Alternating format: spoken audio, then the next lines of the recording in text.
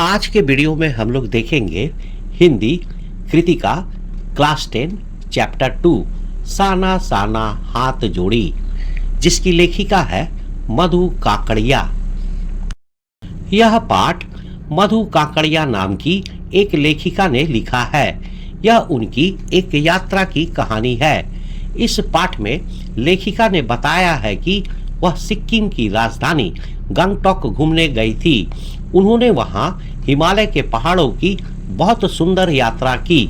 उन्होंने अपनी यात्रा में देखा कि वहां के पहाड़ और प्रकृति कितनी खूबसूरत है। साथ ही उन्होंने यह भी लिखा कि वहां के लोग बहुत मेहनती हैं और वहां का रहन सहन कल्चर कैसा है। साना साना हाथ जोड़ी का मतलब है छोटे छोटे हाथ जोड़कर। यह गंगटोक के लोगों का एक प्रार्थना गीत, प्रेयर गीत है, जिसे लेखिका ने वहां सुना था।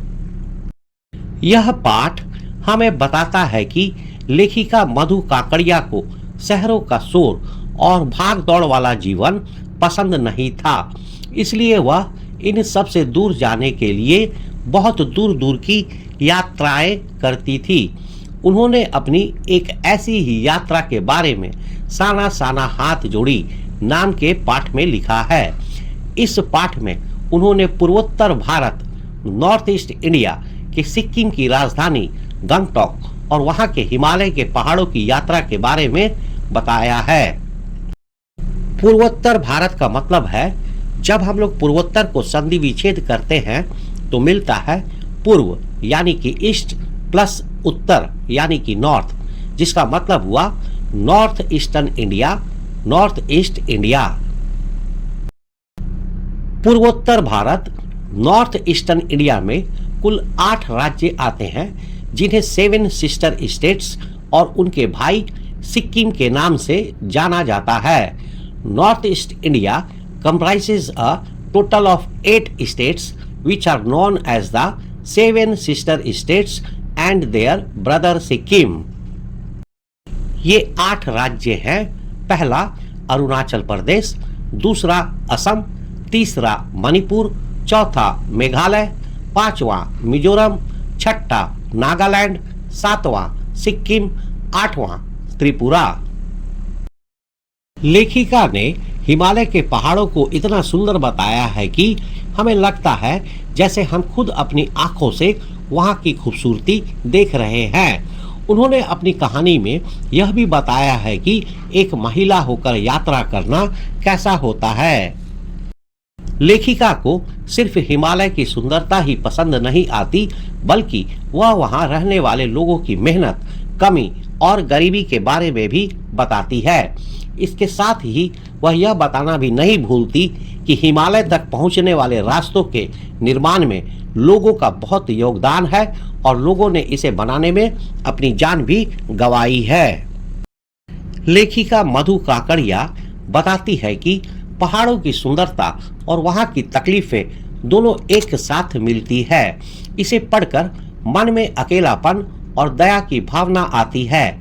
साथ ही हमें यह भी महसूस होता है कि यह सारी दुनिया एक जैसी है, सब कुछ आपस में जुड़ा हुआ है। घूमने फिरने से हमें बहुत मजा आता है और हमारा ज्ञान भी बढ़ता है। हमें नई नई जगहों के बारे में पता चलता है। साथ ही हम अलग अलग जगहों की भाषा और वहाँ के तौर तरीके, संस्कृति, कल्चर, रहन सहन भी सीखते हैं। इतना ही नहीं, घूमने से हम सिर्फ अपने बारे में नहीं सोचते, बल्कि दुनिया को एक बड़े नजरिए से देखते हैं। चैप्टर 2 साना साना हाथ जोड़ी, लेखिका मधु काकड़िया। मैंने हैरान होकर देखा, आसमान जैसे उल्टा पड़ा था और सारे तारे बिखर कर नीचे टिमटिमा रहे थे। दूर ढलान लेती तराई पर सितारों के गुच्छे रोशनियों की एक झालर सी बना रहे थे। क्या था वह? वह रात में जगमगाता गंगटोक शहर था। इतिहास और वर्तमान के संधि स्थल पर खड़ा मेहनतकश बादशाहों का वह एक ऐसा शहर था जिसका सब कुछ सुंदर था। सुबह, शाम, रात और वह रहस्यमयी सितारों भरी रात मुझ में सम्मोहन जगा रही थी। कुछ इस कदर कि उन जादू भरे क्षणों में मेरा सब कुछ स्थगित था, अर्थहीन था। मैं, मेरी चेतना, मेरा आसपास, मेरे भीतर बाहर सिर्फ शून्य था और थी अतीन्द्रियता में डूबी रोशनी की वह जादुई झालर। व्याख्या: रात का जगमगाता गैंगटॉक। एक बार की बात है, लेखिका मधु काकड़िया पहाड़ों पर घूमने गई थी। रात का समय था जब उन्होंने गैंगटॉक में अपने होटल के कमरे से खिड़की से बाहर देखा तो वह बहुत हैरान रह गई। उन्हें ऐसा लगा जैसे आसमान उल्टा हो गया हो और सारे तारे नीचे आकर चमक रहे हो। दूर पहाड़ों की ढलान पर जगमगाती हुई रोशनियां ऐसी लग रही थी जैसे सितारों से बनी कोई झालर हो।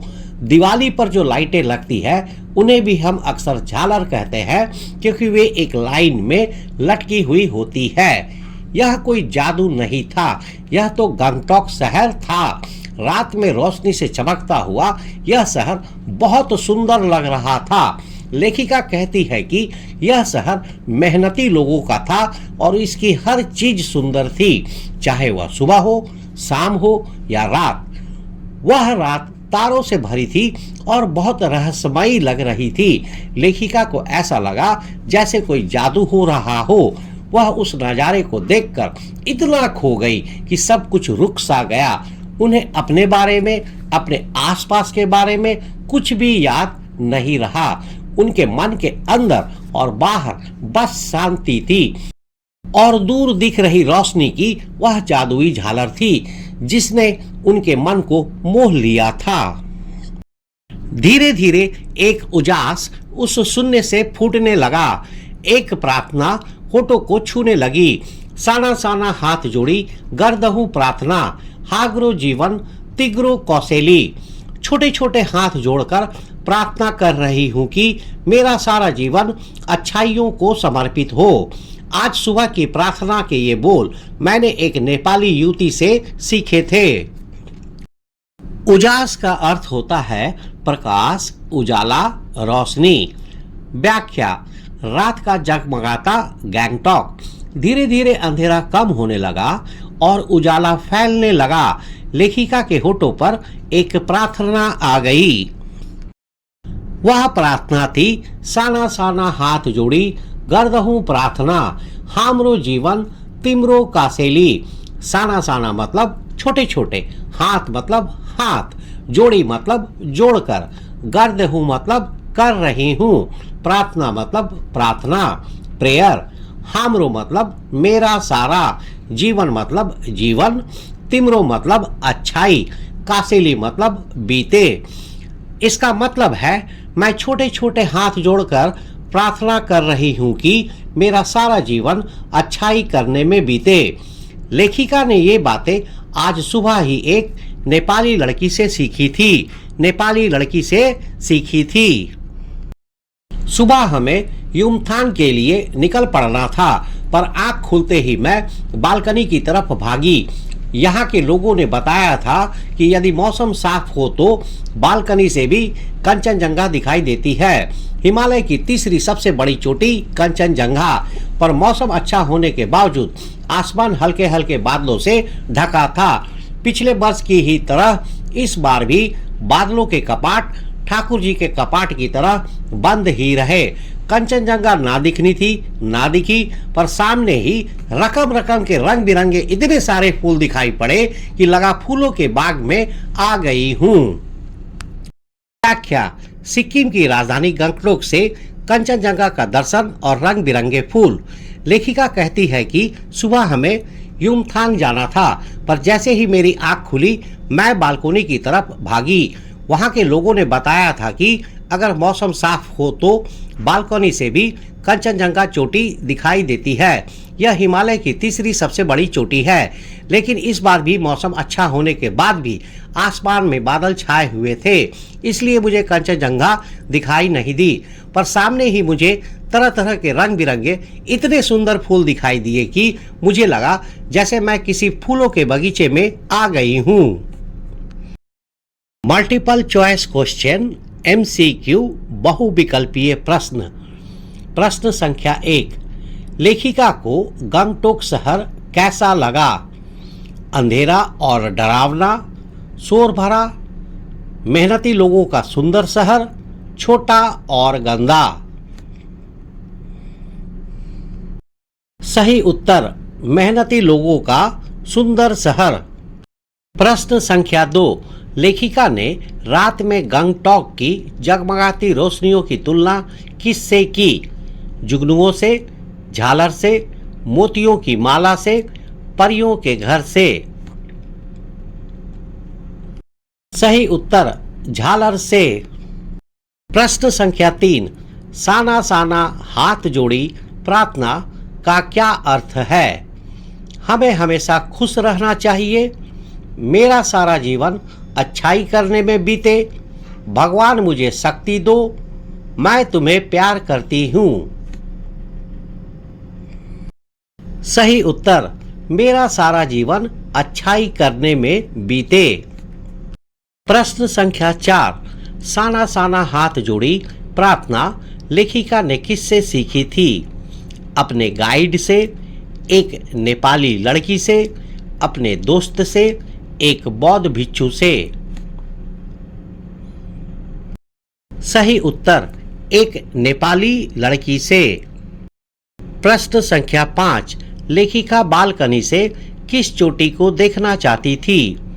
एवरेस्ट, नंदा देवी, कंचनजंगा, हिमालय। सही उत्तर कंचनजंगा। प्रश्न संख्या 6, सुबह मौसम साफ होने के बाद भी लेखिका कंचनजंगा क्यों नहीं देख पाई?